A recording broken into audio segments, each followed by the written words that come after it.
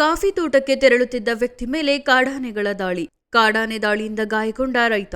ನಾಗೇಶ್ ಕಾಡಾನೆ ದಾಳಿಯಿಂದ ಗಾಯಗೊಂಡ ಕಾಫಿ ಬೆಳೆಗಾರ. ಹಾಸನ ಜಿಲ್ಲೆ ಬೇಲೂರು ತಾಲೂಕಿನ ಬಿಕ್ಕೋಡು ಗ್ರಾಮದಲ್ಲಿ ಘಟನೆ. ಇಂದು ಬೆಳಗ್ಗೆ ಬೈಕ್ನಲ್ಲಿ ಕಾಫಿ ತೋಟಕ್ಕೆ ತೆರಳುತ್ತಿದ್ದ ನಾಗೇಶ್. ಈ ವೇಳೆ ಏಕಾಏಕಿ ದಾಳಿ ಮಾಡಿದ 6 ಕಾಡಾನೆಗಳು. ಬೈಕ್ ಬೀಳಿಸಿ ನಾಗೇಶ್ ಮೇಲೆ ದಾಳಿ ಮಾಡಿದ ಕಾಡಾನೆಗಳು.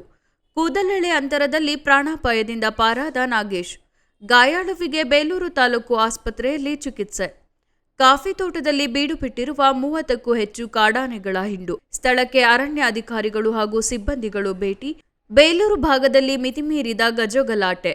ಯಾವುದೇ ಕ್ರಮ ಕೈಗೊಳ್ಳದ ಸರ್ಕಾರ ಹಾಗೂ ಅರಣ್ಯ ಇಲಾಖೆ ವಿರುದ್ಧ ಆಕ್ರೋಶ. ಇವತ್ತು ಮುಂಜಾನೆ ತೋಟಕ್ಕೆ ಹೋಗ್ಬೇಕಾದ್ರೆ ಎದುರುಗಡೆ ಆಪೋಸಿಟ್ ಆನೆ ಬಂದಿದೆ. ಆನೆ ಬಂದು ಅವರು ಗಾಬರಿಯಾಗಿ ವಿದ್ಯಾರ್ಥಿನಿಯರು ಮತ್ತು ಆನೆ ಅವ್ರ ಬೈಕ್ ಮಗ ಡ್ಯಾಮೇಜ್ ಮಾಡಿದೆ. ಅದರಿಂದ ನಾವು ಕುರ್ತಾಗಿ ಅವ್ರಿಗೆ ಹಾಸ್ಪಿಟ್ಲಿಗೆ ಸರ್ಕಾರಿ ಆಸ್ಪತ್ರೆ ಬೇಲೂರು ಕರ್ಕೊಂಡು ಬಂದಿದ್ವಿ.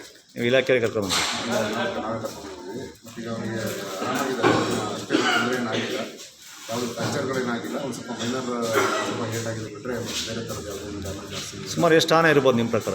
ನಮ್ಮ ಪ್ರಕಾರ ನಮ್ಮಲ್ಲಿ 20-25 ಆನೆ ಇದೆ. ಭೀಮಾ ಅನ್ನೋ ಒಂದು ಆನೆಯಿಂದ ಒಂದು ಸ್ವಲ್ಪ ಡ್ಯಾಮೇಜ್ ಆಗಿದೆ ಅಂತ ಹೇಳಿ ಮಾಹಿತಿ ಇದೆ. ನಿನ್ನೆ ಕೊತ್ನಳ್ಳಿಲಿ ಎಲ್ಲ ಫಾರೆಸ್ಟಲ್ಲಿ ಹೋಗಿದ್ದು ಅಂತೇಳಿ ಮಾಹಿತಿ ನಮಗೆ ಡ್ರೋನ್ ಕ್ಯಾಮ್ರಲ್ಲಿ ನಾವು ವಿಡಿಯೋ ಮಾಡಿದಾಗ. ಕೊತ್ನಳ್ಳಿ ಟೆಂಪೋನಲ್ಲಿ ಫಾರೆಸ್ಟಲ್ಲಿ ಡಿಸ್ಟರ್ಬ್ ಆದಾಗ ಹೊರಗಡೆ ಬಂದಿದೆ. ಕೊತ್ನಳ್ಳಿ ಮಳೆಗೆ ರಸ್ತೆ ಕೊತ್ನಳ್ಳಿ ಇದೆಯಲ್ಲ, ಅಲ್ಲಿ ಫಾರೆಸ್ಟಲ್ಲಿ ಇದೆ ಅಂತೇಳಿ ಮಾಹಿತಿ ಇದೆ. ಅಲ್ಲ, ಆ ಫಾರೆಸ್ಟಲ್ಲಿ ಇವತ್ತು ಪ್ರೆಸೆಂಟ್ ಈಗ ಅಲ್ಲಿಂದ ಇಲ್ಲ, ಬಿಕ್ಕೋಡು ಎಸ್ಟೇಟ್ ಕಡೆ, ಈಗ ಕೋಡಿಹಳ್ಳಿ ಕಡೆ ಮೂವ್ಮೆಂಟ್ ಆಗಿರೋದು. ಹಾಂ.